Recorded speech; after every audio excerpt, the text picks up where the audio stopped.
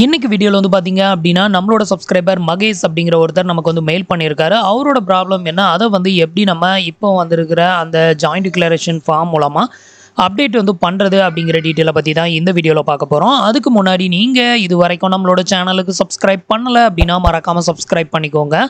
நம்மளோட வீடியோஸ் உங்களுக்கு யூஸ்ஃபுல்லாக இருந்தது அப்படின்னா மறக்காமல் உங்களோட ஃப்ரெண்ட்ஸுக்கும் ரிலேட்டிவ்க்கும் ஷேர் பண்ணுங்கள். ஸோ இது வந்து பார்த்தீங்கன்னா அவர் வந்து நமக்கு சென்ட் பண்ணி இந்த ஸ்க்ரீன்ஷாட்டு. அவரோட ப்ராப்ளம் என்ன அப்படின்னு கேட்டிங்கன்னா, அவரோட ஃபாதர்ஸ் நேம் வந்து ப்ரெசன்ட் எம்ப்ளாயர் வந்து பார்த்தீங்கன்னா கரெக்டான நேம் வந்து கொடுத்துருக்காரு. இது ப்ரீவியஸ் எம்ப்ளாயர் வந்து பார்த்தீங்க அப்படின்னா தப்பான நேமை ஃபாதர்ஸ் நேமாக வந்து கொடுத்துருக்காரு அப்படின்னு சொல்லி நமக்கு வந்து மெயில் பண்ணியிருந்தாரு. இது வந்து பார்த்தீங்கன்னா ப்ரீவியஸ் எம்ப்ளாயரில் வந்து பார்த்தீங்கன்னா ஃபாதர்ஸ் நேமில் வந்துட்டு சம்பத் ஸ்வர்ணா அப்படின்னு சொல்லிட்டு ஃபாதர்ஸ் நேமில் ராங்காக வந்து என்ட்ரி ஆயிருக்கு. அதே இது ப்ரெசென்ட் எம்ப்ளாயரில் வந்து பார்த்தீங்கன்னா எம் கண்ணன் அப்படின்னு இருக்கு. இதுதான் கரெக்ட் அப்படின்னு சொல்லி அவர் மென்ஷன் பண்ணியிருக்காரு. ஸோ இதனால் என்ன பிரச்சனை வரும் அப்படின்னு கேட்டிங்கன்னா, ப்ரீவியஸ் எம்ப்ளாயரை ப்ரெசென்ட் எம்ப்ளாயருக்கு நம்ம வந்து ட்ரான்ஸ்ஃபர் வந்து பண்ண முடியாது. அதாவது பிஎஃப் அமௌண்ட்டை வந்து மெர்ஜ் பண்ண முடியாது. பழைய கம்பெனியை ப்ரெசென்ட் கம்பெனிக்கு ட்ரான்ஸ்ஃபர் வந்து பண்ணும்போது ஃபாதர்ஸ் நேம் வந்து மிஸ்மேட்ச் ஆகும். ஸோ ப்ரீவியஸ் கம்பெனியில் ஒருத்தரோட நேமும் ப்ரெசென்ட் கம்பெனியில் ஒருத்தரோட நேமும் இருக்கும்போது என்ன ஆகும்னா மிஸ்மேட்ச் ஆகும். ஸோ இதனால் வந்து பார்த்தீங்கன்னா ட்ரான்ஸ்ஃபர் வந்து ஆக்செப்டட் ஆகாது, இதனால் ரிஜெக்டட் ஆகும். ஸோ இதை வந்து எப்படி கரெக்ஷன் பண்ணுறது அப்படின்னு சொல்லி கேட்டிருந்தாரு. இதை வந்து கரெக்ஷன் பண்ணுறதுலாம் ஒன்றும் பெரிய மேட்ரு இல்லை. ஆனால் அதுக்கான டாக்குமெண்ட் மட்டும் இருந்தது அப்படின்னா நீங்கள் வந்து ஈஸியாக வந்து கரெக்ஷன் வந்து பண்ணிக்க முடியும். ஸோ கண்டிப்பாக இவர்கிட்ட வந்து டாக்குமெண்ட் வந்து இருக்கும் அப்படின்னு நான் நினைக்கிறேன். ஸோ இதில் வந்து பார்த்தீங்க அப்படின்னா இப்போ எப்படி கரெக்ஷன் பண்ணுறது அப்படின்னு பார்த்தீங்கன்னா, நீங்கள் வந்து உங்களோட அக்கௌண்ட்டை லாகின் பண்ணி மேனேஜ் அப்படிங்கிற ஆப்ஷனில் ஜாயிண்ட் டிக்ளரேஷன் அப்படிங்கிற ஆப்ஷனை செலக்ட் பண்ணிக்கோங்க.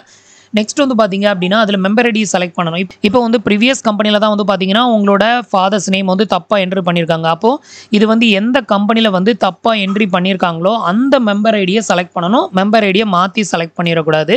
ஸோ அந்த கம்பெனியோட மெம்பர் ஐடியை செலக்ட் பண்ணிக்கோங்க. செலக்ட் பண்ணிட்டீங்க அப்படின்னா அந்த கம்பெனியில் உங்களோட ஃபாதர்ஸ் நேம் வந்து எப்படி வந்து ராங்காக டிஸ்பிளே ஆகுது அப்படிங்கிறது இந்த மாதிரி உங்களுக்கு ஷோ ஆயிரும். அதுக்கப்புறம் எடிட் ஆப்ஷனில் போயிட்டு உங்களோட கரெக்டான ஃபாதர்ஸ் நேமை இந்த இடத்துல வந்து என்ட்ரு. ஸோ இதை வந்து டைப் பண்ணிவிட்டு அடுத்தது வந்து பார்த்தீங்க அப்படின்னா இதை கரெக்ஷன் பண்ணுறதுக்கான டாக்குமெண்ட் அந்த பேஜுக்கு வந்து போகும். அதில் வந்து பார்த்தீங்க அப்படின்னா உங்ககிட்ட என்னென்ன டாக்குமெண்ட்லாம் இருக்குதோ அந்த டாக்குமெண்ட்டை பூரா செலக்ட் பண்ணிக்கோங்க. அதில் வந்து மெயினாக இப்போ கொடுத்துருக்கிறது வந்து டிரைவிங் லைசன்ஸ், அதுக்கப்புறம் பேன் கார்டு இருக்குது, அதுக்கப்புறம் உங்களோட டிசி இருக்குது. ஸோ இந்த சர்டிஃபிகேட்லாம் உங்களோட ஃபாதர்ஸ் நேம் வந்து கரெக்டாக இருக்கும். ஸோ அதில் 3 விதமான சர்டிஃபிகேட்டை வந்து செலக்ட் பண்ணி அதை வந்து அப்லோடு வந்து பண்ணிக்கோங்க. பிடிஎஃப் ஃபார்மேட்டில் அப்லோட் பண்ணிக்கோங்க. இதை வந்து அப்லோட் பண்ணி இதை வந்து நீங்கள் சப்மிட் பண்ணிட்டீங்க அப்படின்னா அப்புறம் உங்களோட எம்ப்ளாயர் வந்து அதை வெரிஃபை பண்ணி அதை வந்து ட்ரான்ஸ்ஃபர் வந்து பண்ணுவாங்க பிஎஃப் ஆஃபீஸ்க்கு. பிஎஃப் ஆஃபீஸில் அப்ரூவல் பண்ணிட்டாங்க அப்படின்னா அதுக்கப்புறம் உங்களோட நேம் வந்து சேஞ்சஸ் ஆயிரும். ஸோ நேம் வந்து சேஞ்சஸ் ஆனதுக்கப்புறமா நீங்கள் வந்து ட்ரான்ஸ்ஃபர் வந்து போடுங்க. கண்டிப்பாக உங்களுக்கு வந்து ட்ரான்ஸ்ஃபர் ஆகும். ஸோ அதுக்கு முன்னாடி நீங்கள் வந்து ட்ரான்ஸ்ஃபர் வந்து போடும்போது உங்களுக்கு வந்து ட்ரான்ஸ்ஃபர் ஆகாது. ஃபாதர்ஸ் நேம் வந்து டிஃப்ரெண்ட் அப்படின்னு வந்து காட்ட தான் செய்யும். அதே மாதிரி இன்னும் நிறைய பேர் வந்து ஹஸ்பண்ட் நேமை வந்து அப்டேட் எடுத்து பண்ணுவீங்க. அப்படி அப்டேட் எடுத்து பண்ணும்போது ரிலேஷன்ஷிப்பில் வந்து ஹஸ்பண்ட் அப்படிங்கிற ஒன்று வந்து கிடையாது. ஸோ அதனால் ஃபாதர்ஸ் அப்படிங்கிற அந்த நேம்லேயே வந்து உங்களோட ஹஸ்பண்ட் நேமை வந்து அப்டேட் எடுத்து பண்ணிக்கோங்க. ஸோ அதுவே போதுமானதாக இருக்கும். அடுத்த ப்ராப்ளம் வந்து பார்த்தீங்க அப்படின்னா இவர் டோட்டலாக 6 கம்பெனியில் ஒர்க் பண்ணியிருக்காரு. அதில் 3 கம்பெனியில் வந்து ஓவர்லாமிங் ப்ராப்ளம் வந்து இருக்குது. இதை வந்து என்ன பண்ணுறது அப்படின்னு சொல்லி கேட்டு மெயில் பண்ணியிருக்காரு.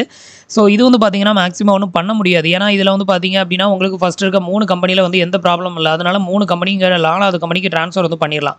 அடுத்தது வந்து 4வது கம்பெனியும் இந்த 5வது கம்பெனி வந்து பார்த்தீங்கன்னா இதில் 1 மாதம் ஒர்க் பண்ணியிருக்கீங்க. இதில் வெறும் 7 நாள் தான் ஒர்க் பண்ண மாதிரி இருக்குது. அப்படி இருக்கிறப்போ வந்து பார்த்தீங்கன்னா இதுலேயும் கான்ட்ரிபியூஷன் இருக்காது, இதுலேயும் கான்ட்ரிபியூஷன் இருக்காது. அப்போ வந்துட்டு இதை வந்து மெர்ஜ் பண்ண முடியாது. சேம் டைம் இந்த 3 கம்பெனிக்குமே ஓவர்லாமிங் ப்ராப்ளம் இருக்கிறதுனால உங்களுக்கு மெர்ஜ் ஆகாது. மேனுவல் ட்ரான்ஸ்ஃபர் வந்து போடணும் அப்படின்னா இதில் நீங்கள் கொஞ்சமாவது ஒர்க் பண்ணி உங்களுக்கு அதில் வந்துட்டு கான்ட்ரிபியூஷன் ஏதாவது டெபாசிட்டட் ஆயிருந்தால் மட்டும் தான் பண்ண முடியும். ஸோ அந்த மாதிரி இருக்கும் பட்சத்தில் இந்த 3 கம்பெனி மட்டும் ட்ரான்ஸ்ஃபர் வந்து போட்டுட்டு 4th கம்பெனியில் நீங்கள் ரிலீவ் ஆன பிறகு நீங்கள் பிஎஃப் ஆஃபீஸுக்கு டேரெக்டாக காண்டாக்ட் பண்ணி மேனுவல் கிளைம் வந்து ட்ரை பண்ணி பாருங்கள். ஒருவேளை அவங்க வந்துட்டு ஆக்செப்ட் பண்ணாங்க அப்படின்னா ஸோ உங்களுக்கு இந்த கிளைம் வந்து செட்டில் ஆகிறதுக்கு நிறையவே வாய்ப்பு இருக்குது.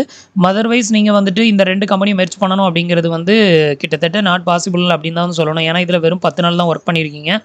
இது வந்து இந்த கம்பெனியை வந்து அஃபெக்ட் பண்ணுற மாதிரி இருக்குது டேட் ஆஃப் எண்ட் வந்து. ஸோ அடுத்த டேட் ஆஃப் எண்ட் வந்து இந்த 5th கம்பெனி அஃபெக்ட் பண்ணுற மாதிரி இருக்குது. டோட்டலாக இந்த 3 கம்பெனியுமே ஓவர்லாமிங்கில் இருக்குது. இதில் இந்த 2 கம்பெனி மட்டும் மெர்ஜ் ஆகாது. ஸோ இந்த 2 கம்பெனி இல்லை அப்படிங்கிற பட்சத்தில் உங்கள் அக்கௌண்ட்டில் ப்ராப்ளமே இருந்திருக்காது. பட் இந்த 2ஐயும் வந்து ட்ரான்ஸ்ஃபர் மேனுவலும் பண்ண முடியாது, ஆன்லைன்லையும் ட்ரான்ஸ்ஃபர் பண்ணுறது அப்படிங்கிறது வந்து கொஞ்சம் ரேர் தான். ஸோ இந்த மெத்தடில் ட்ரை பண்ணி பாருங்கள். கொஞ்சம் ரிஸ்க் எடுத்து ட்ரை பண்ணி பாருங்கள். உங்களுக்கு வந்துட்டு கிளைம் செட்டில் ஆகிறதுக்கு நிறையவே வாய்ப்பு இருக்குது. ஸோ ஃப்ரெண்ட்ஸ், இன்றைக்கி சொன்ன இந்த அப்டேட் இன்ஃபர்மேஷன் உங்களுக்கு ரொம்பவே யூஸ்ஃபுல்லாகவும் இன்ஃபர்மேட்டிவாகவும் இருந்திருக்கும் அப்படின்னு நினைக்கிறேன். நம்மளோட வீடியோஸ் பிடிச்சிருந்ததுன்னா லைக் பண்ணுங்கள், ஷேர் பண்ணுங்கள், கமெண்ட் பண்ணுங்கள். மறக்காமல் நம்மளோட சேனலுக்கு சப்ஸ்கிரைப் பண்ணி சப்போர்ட் பண்ணுங்கள். தேங்க்ஸ் ஃபார் வாட்சிங்.